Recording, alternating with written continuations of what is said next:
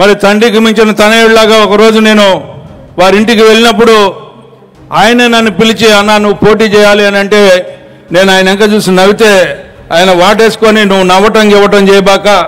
నువ్వు ఖచ్చితంగా పోటీ చేయాలి, ఏదైనా ఉంటే నేను చూసుకుంటా అని చెప్పినటువంటి యువ నాయకుడు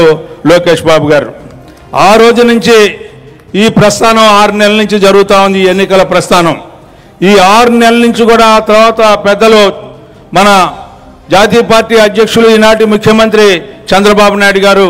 కూటమితో చర్చించిన తర్వాత నా యొక్క క్యాండిడేచర్ని అనౌన్స్ చేయడం జరిగింది. ఆ తర్వాత జరిగినటువంటి పరిణామాల్లో ఈ 6 నెలలు కూడా ప్రతి నిమిషం కూడా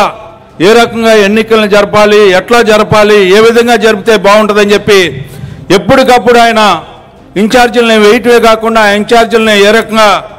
చేయాలని చెప్పి వారికి చెప్పే విధానం కానీ నిజంగా ఆరితేరిన నాయకుడిలాగా నాకు కనపడినటువంటి వ్యక్తి నారా లోకేష్ గారు అని చెప్పి సందర్భంగా మనం చేస్తా ఉన్నాం.